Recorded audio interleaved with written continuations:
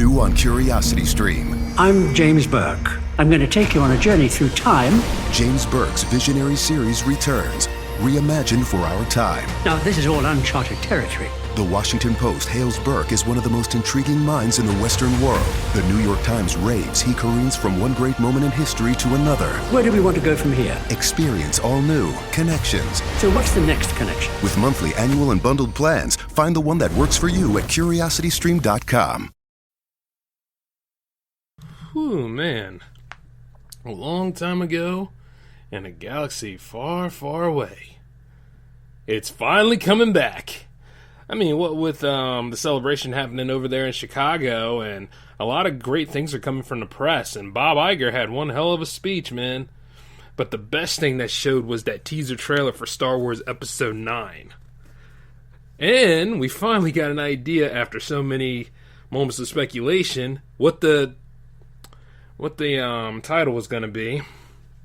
And it's called The Rise of Skywalker. Did anybody see the last one where you know what?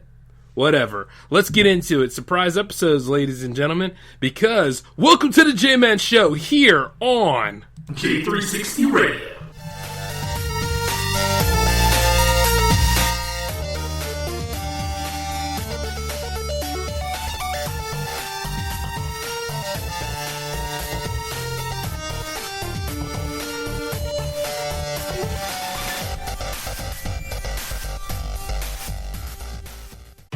Breast milk science. It's a thing, and it's our thing. We're ByHeart. We're an infant formula company on a mission to get a lot closer to the most super food on the planet, breast milk.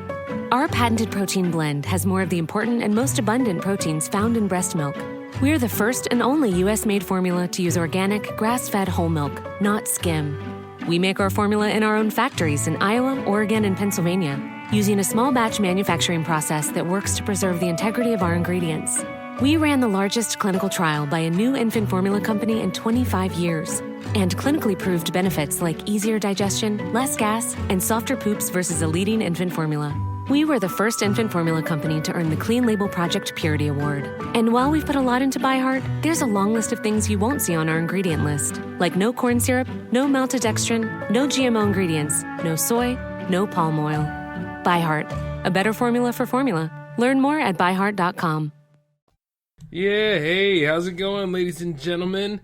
And welcome back to the J-Man Show for episode 97. And I'm your host, J-Man, of course. And man, has it been a very interesting week in the entertainment world. No, I'm not going to waste no time talking about that softcore news crap of who did what, who shot John, and all that kind of stuff. Nope. We're going back to structure here. If anything, it should be about the product and not the people that make the product. But then again, who knows what it is anymore? A lot of people are out there making content on different things now. Me, on the other hand, I just decided to go ahead and sit back and chill and watch some movies. Matter of fact, Friday was supposed to be the start of my MCU marathon again, but, I just didn't feel like it this time. Even for me, going all the way back through the MCU is not a trying task. I like doing it, but see, the thing is, I've done it so many times, I can remember, certain shots and certain frames and certain storylines in it. It's like I have not forgotten at all, But it's something I gotta do, you know what I mean? Because it's, on the other hand, it is something I have to do because, hey, we're getting closer to the 26th, and, well, I'm ready to do what I got to do. I got to see how all this unfolds. But, like I said before, it's all still pretty fresh. So tonight here, it's Saturday, we're going to go ahead and do phase 1 of it and go all the way from Iron Man to Avengers. Just do it as bit pieces. There ain't no way I'm going to be sitting there all night just watching all of them. I mean, we're talking 20 films. Of course, Captain Marvel's still pretty fresh anyway. To me, it is.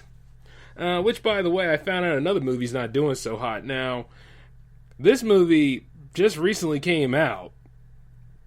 And it's called Hellboy.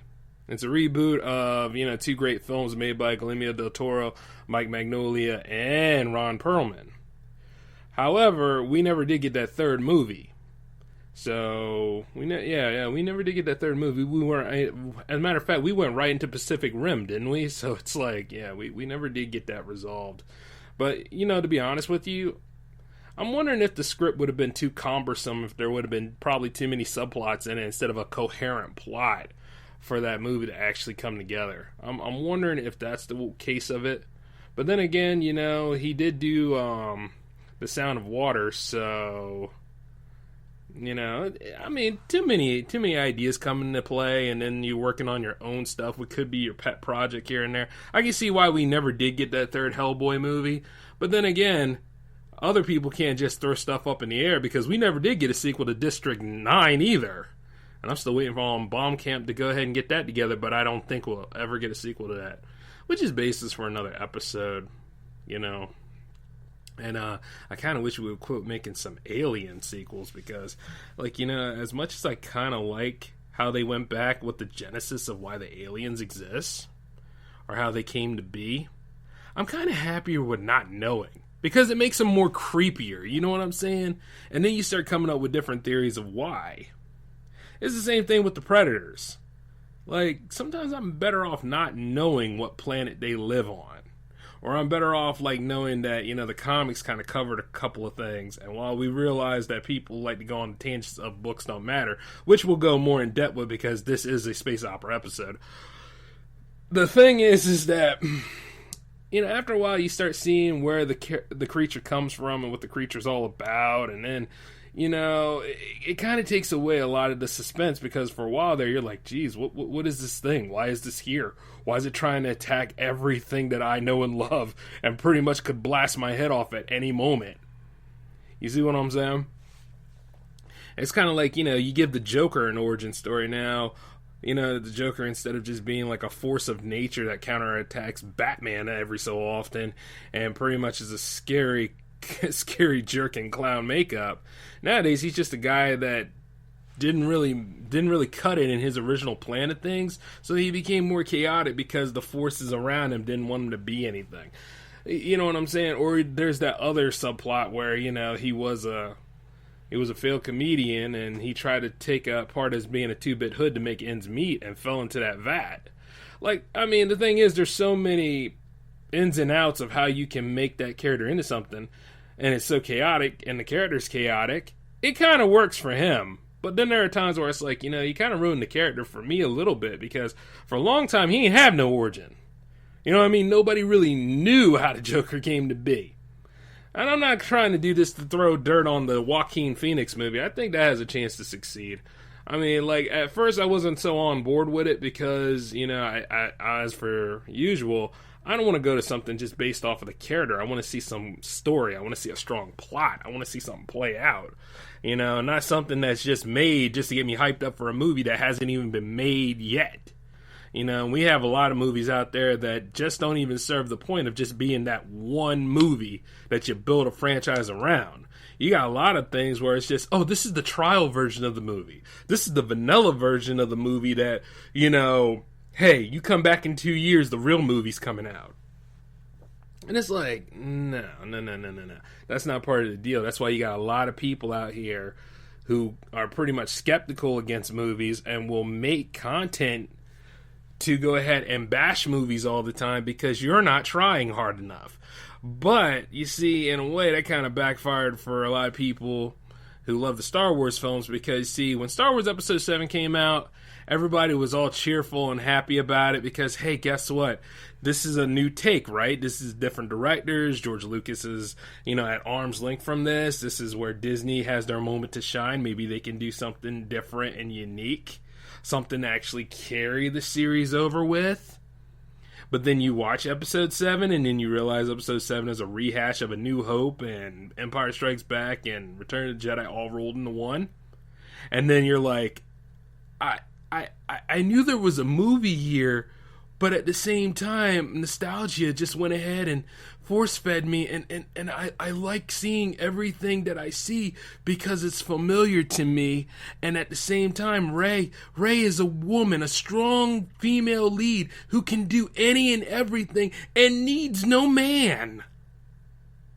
Well, that's entirely false because Finn was there helping her every so often. But the problem with Finn is, all he wanted to do was run away. Never really got to know Poe as much as I'd like to. Like, who is Poe Dameron exactly? And what is he so great other than, like, disappearing in, like, the first half of the movie?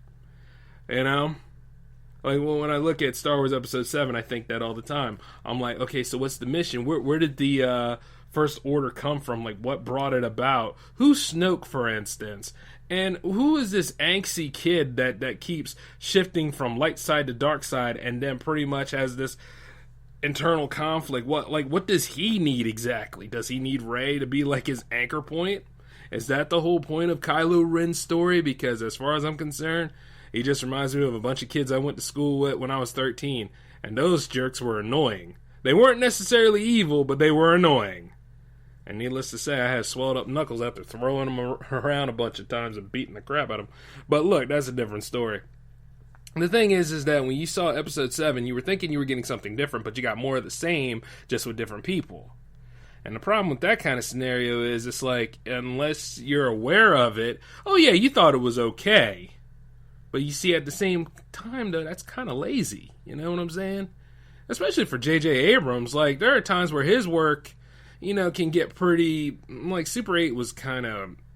I didn't really care for Super 8. But I like Cloverfield. And I like the takes that he had for 10 Cloverfield Lane. And there was another movie that he did was pretty brilliant. I can't think of the title, but it's on the tip of my tongue.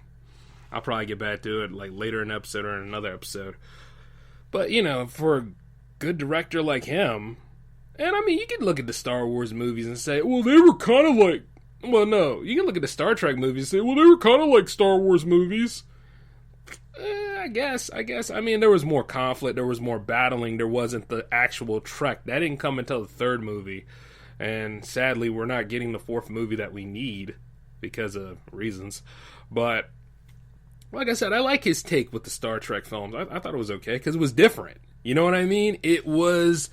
something unique. It was a whole thing that should have been different from the get, which is what Star Wars should have been. Like, I keep thinking that Star Wars episodes 7 through 9 should have just stayed script treatments until you had the right people in there who were thinking, hey, guess what? Instead of just continuing that legacy, that side of the story is over. It's a universe. It's a bigger world out there with different things. I mean, you got the Outer Rim territories. Like, they're doing right with the series with The Mandalorian. That can be something great. I mean, do something with the bounty hunters. Like, yeah, do something with other smugglers than Han Solo. And which, by the way, the Solo movie wasn't bad. I can understand why a lot of people didn't go see it. It's because of the backlash against Episode 8, but we'll get into that a little bit. Like, I'm just saying, it's interesting to me how a lot of people complain about something. They always talk about they want something different. But when they get that something different, which is kind of what the prequels were, they were a little different, but you got to figure this. The prequels were like 19 years or so before the trilogy we were familiar with. It just takes place in the same universe, and it shows like how the Empire came about. If you looked at it like from the point of view of how the Empire came... that was a pretty good set of movies. But if you look at it from just like, oh, Anakin's rise to becoming Darth Vader, yeah, you'll probably be sorely disappointed because you see, when it comes to George Lucas's characterization skills, I mean, in some cases he's good at building characters, but he's not the best at dialogue and conveying feelings of emotion and all that kind of stuff. Like you'll look at Anakin's presentation, I should say, to Padme in Episode 2, and you'll just think this: it's cringy, it's creepy, and it's forced. Yeah, I get that, but you can also think this, the boy hasn't had any real relationships and hasn't really, worked on that side of the department. There's a lot of people out there who have a hard time expressing themselves to somebody else. It can be a killer sometimes when, you have those feelings of emotions and, you know what I mean, and you don't know how to convey them. It can be. So at that point, it's understandable. But in another point, it's like you're looking at it like this. You're like, oh, well, let's see how they fall in love. And then, man, this whole thing is awkward as hell. Because you don't necessarily want to come up to a lady and say, I dreamed of you. or talk about sand, which was just a real throwaway line. I mean, if you think about it, it ain't no different than what Storm said in X-Men about, you know what happens when a frog is electrocuted by lightning? The same thing that happens to everything else. And it's like, who the hell wrote that?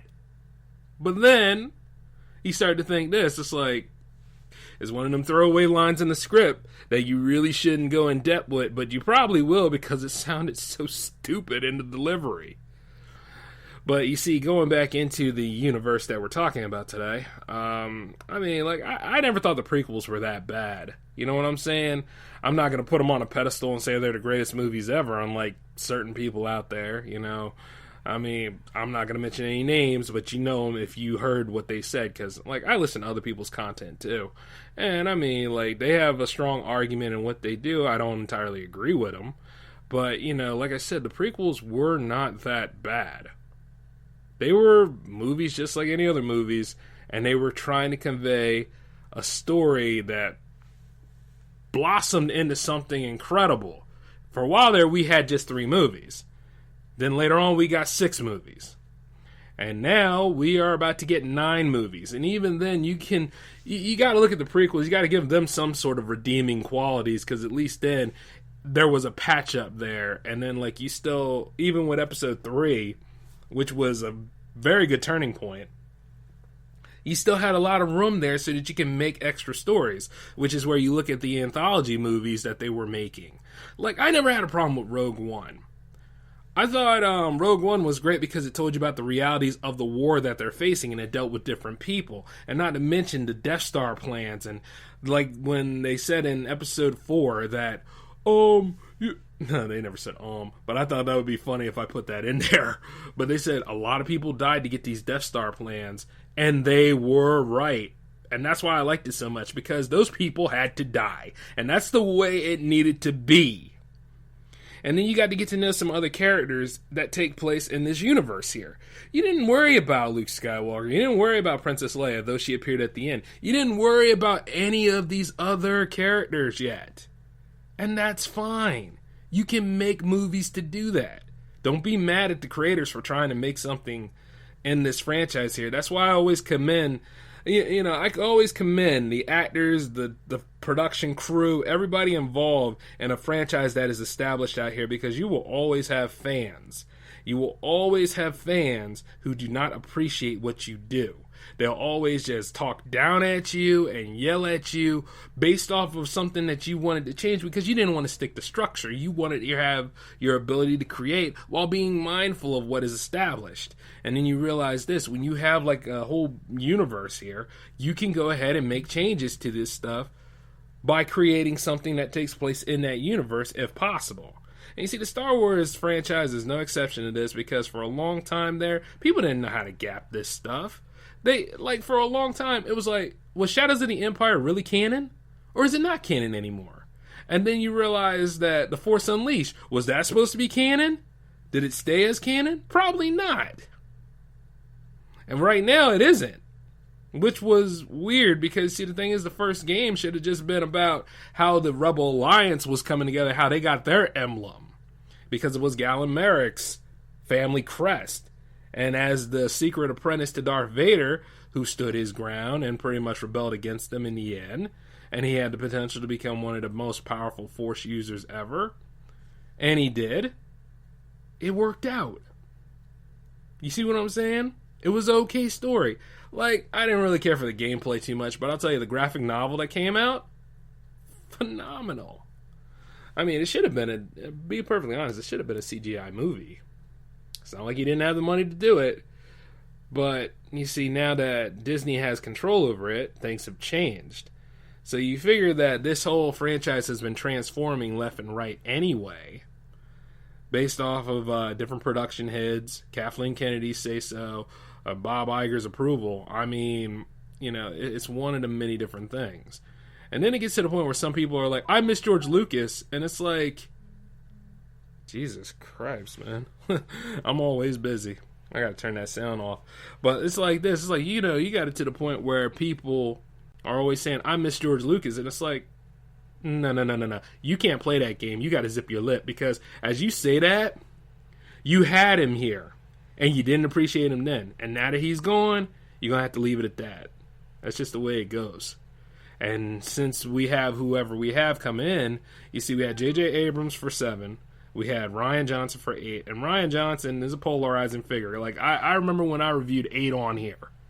You know, I understand. Like, there were moments where I was like, I'm okay with it. And then there's moments where I rewatched it, and I was like, man, about 75% of this script is him. I don't really care anymore. You know, but I want to see it to the end because I'm invested. As a fan, I have to. I have to see this whole thing to the end. Because there's no point in saying, oh, I'm going to withdraw out at this point in time. Star Wars has been a influential set of movies for me, too, growing up. It was one of the series sets out here that, you know, inspired me to be a filmmaker next to the Indiana Jones series.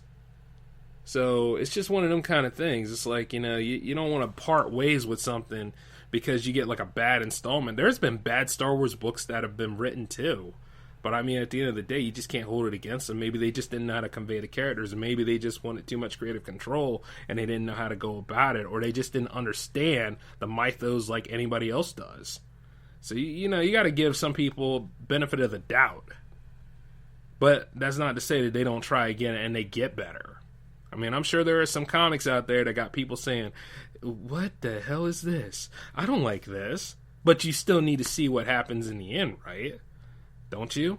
I mean, like, the Darth Vader comics are great. And then, of course, you know, the classic Star Wars comics are probably like, you know something?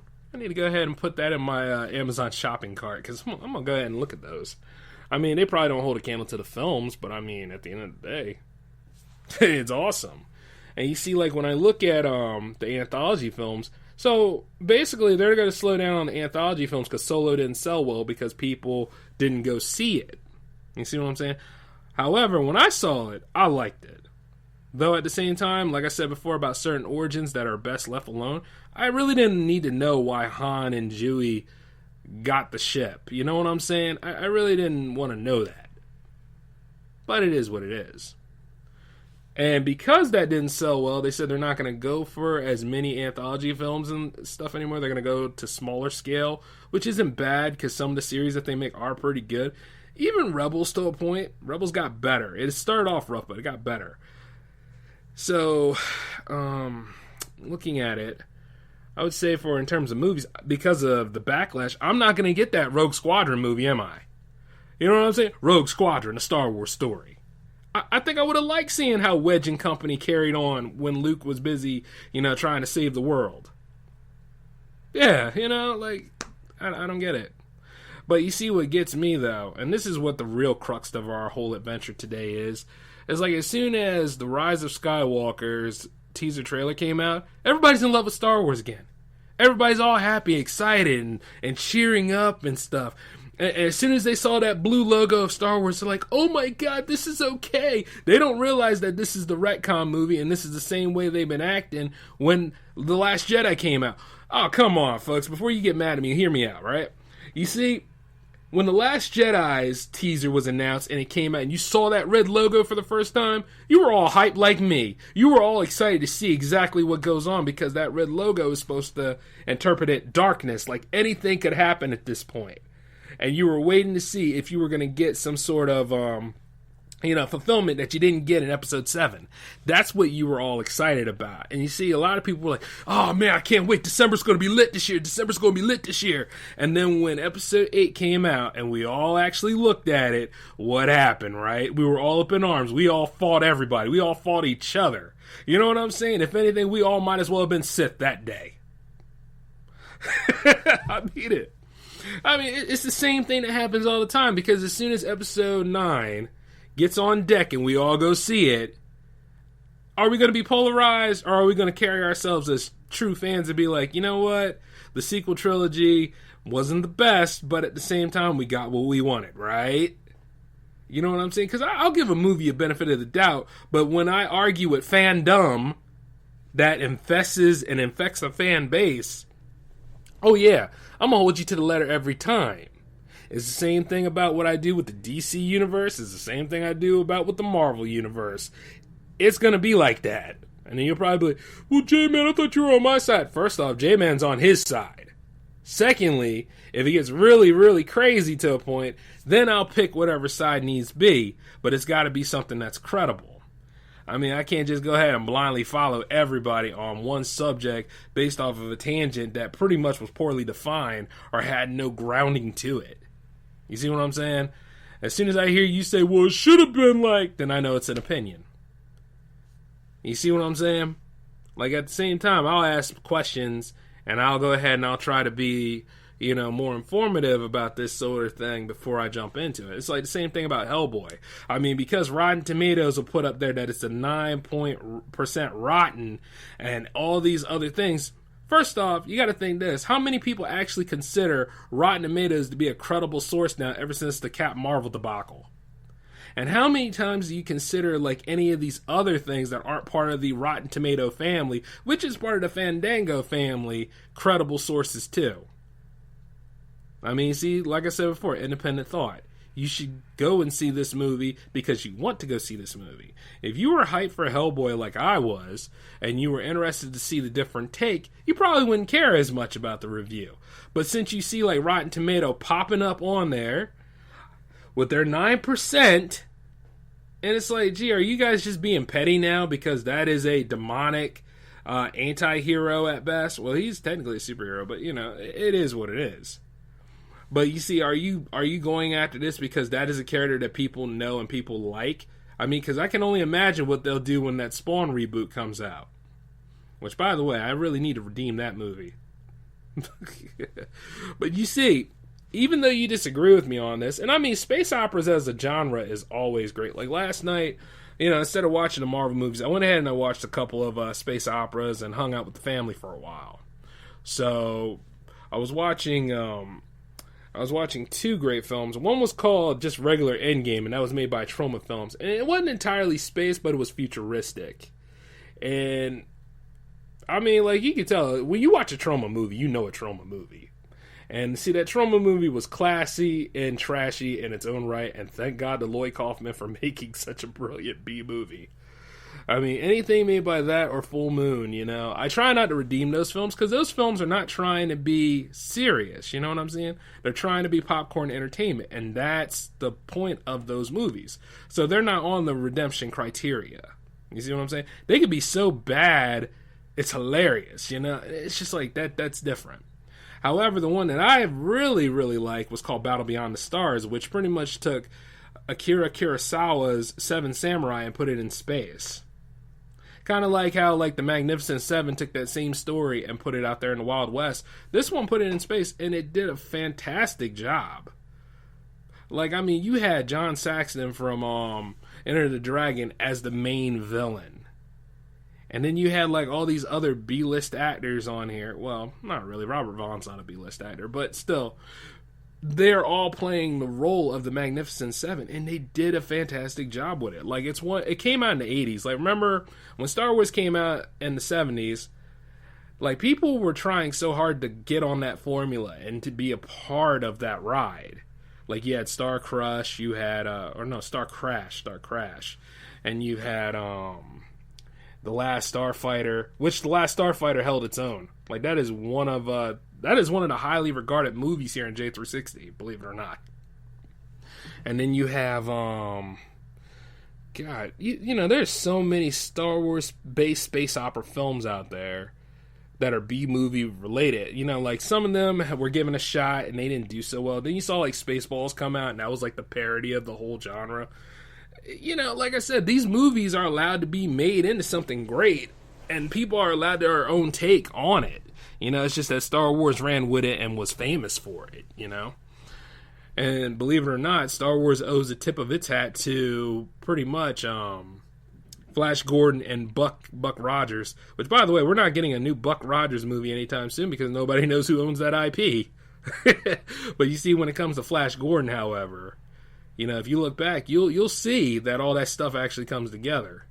And we should get a new Flash Gordon movie. Well, we did get a new series, but for me, I think, go with a bigger scale with that. But however, going into episode 9, though, I'm going to be open-minded about it. I think that movie has like, I'm not going to go ahead and say this is the movie that needs to fix everything. This is the movie that just needs to cap everything. This is the movie that just needs to finish. However, I don't think Disney should go on this whole thing by saying, well, we're going to go on a small hiatus from Star Wars after this. You see, at that point, you're just sitting on the franchise and you're just riding the numbers that were made. You're doing the Capcom thing. I think personally, outside of the series that they're going to make, I mean, at least they're making those, but see, the thing is that they need to go on ahead and make those anthology films a little bit. I know a lot of y'all are groaning and don't agree with me on it, but they should. Some of these things, like I said, the Rogue Squadron movie, they don't need to touch the Thrawn trilogy because that trilogy is good. And it's in the Legends universe. And at the same time, you know, we've all gotten graphic novels of Thrawn. We know who that character is and stuff. And at the same time, like, some of the principal cast members are not there anymore. So if they wanted to do something with it, I guess it could be animation. But when I think about it, though, like with the whole Rian Johnson and his whole trilogy, if he's still getting it or not, I think the two people from Game of Thrones are supposed to be making, well, they're making a series, so that, you know, it is what it is. But when you're making a movie, like, they should go ahead and make more of those movies. Talk about some stuff in the Outer Rim. Like, the Star Wars Skywalker saga shouldn't just be the only thing. It's a focal point, yes, but you can go into different areas and tangents with it. Like, how about one where the Sith actually win? Huh? Yeah. Or how about, like, you know, the Force welders, and there's a whole different universe out there. As a matter of fact, we got to see a lot of those tangents take place in the Clone Wars series. Which, by the way, you know, I'm a fan of the micro series of Clone Wars. And then, like, at one point, I wasn't really a big fan of the CG Clone Wars show until I actually had time to sit down and catch a few eps. And, yeah, I'm like looking at some of these, I'm like, how come some of this stuff didn't become a movie? Like, you don't really need, like, Anakin Skywalker and everybody else. You could just use Ahsoka. You could use, like, anybody else out there, or create just a regular character that somehow falls into it and becomes a great warrior in his own right. It works with the Gundam series and all. There's a whole lot of different things that you could do with this franchise. But, you know, as usual, because we did wrong, or something's not right here, or, you know, we had a couple of bump stairs left and right, we're going to go on hiatus for it. Don't go on hiatus. Just let people create and let them find their niche and let them say, all right, well, this is my story. This is my take. It'll probably function parallel to what happened with Luke Skywalker's story, because there's other creatures out here that are just as vile, if not despicable, as bad as Palpatine, you know? And it's just interesting to me how many people are now catering to Star Wars. I mean, it's going to get even crazier because May the 4th's coming back. And which I was going to save, like, the Star Wars based episode 4, but I was like, nah, I can talk about Star Wars all day.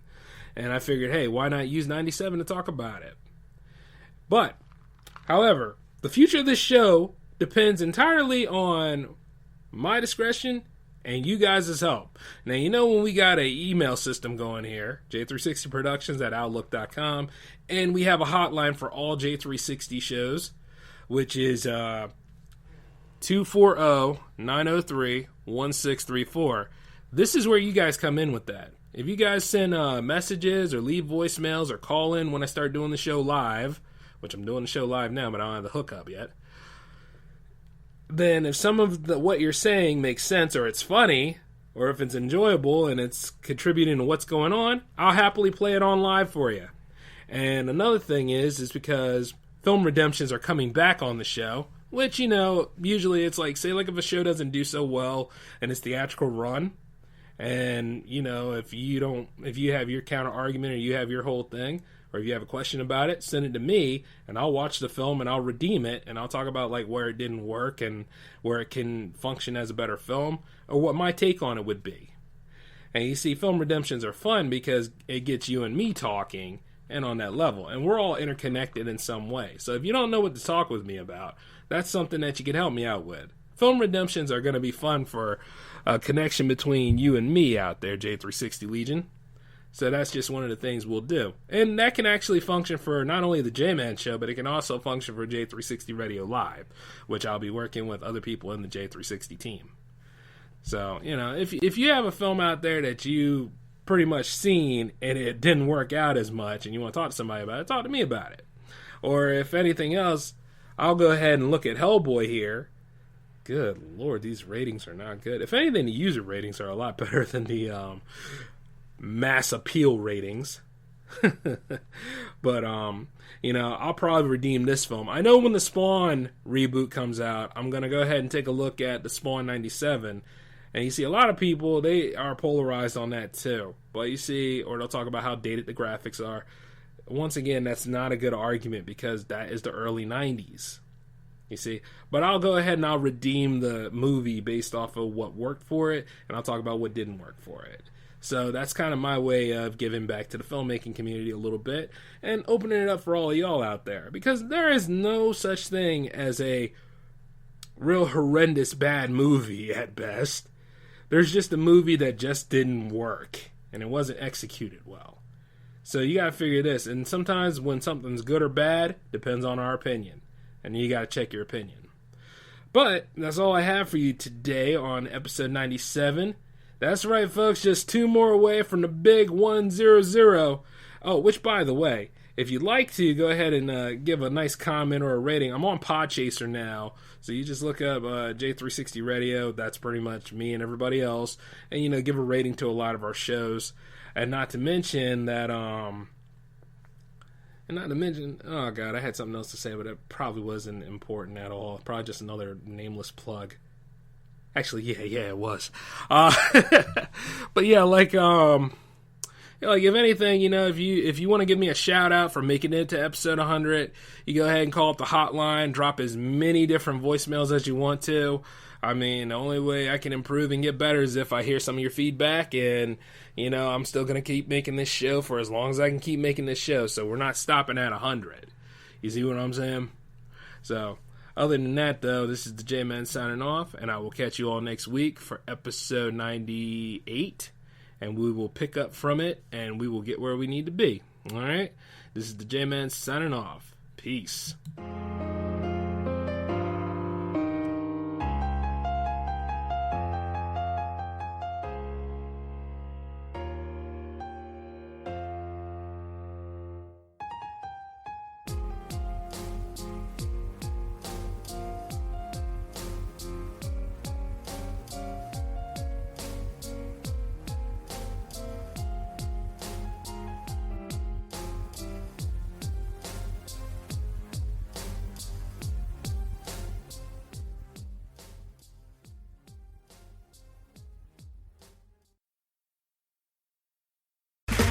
Okay, round 2.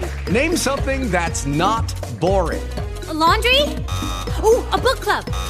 Computer solitaire, huh? Ah, sorry, we were looking for Chumba Casino. That's right, ChumbaCasino.com has over 100 casino-style games. Join today and play for free for your chance to redeem some serious prizes. ChumbaCasino.com. No purchase necessary. Void where prohibited by law. 18+ terms and conditions apply. See website for details. Okay, round 2. Name something that's not boring. A laundry?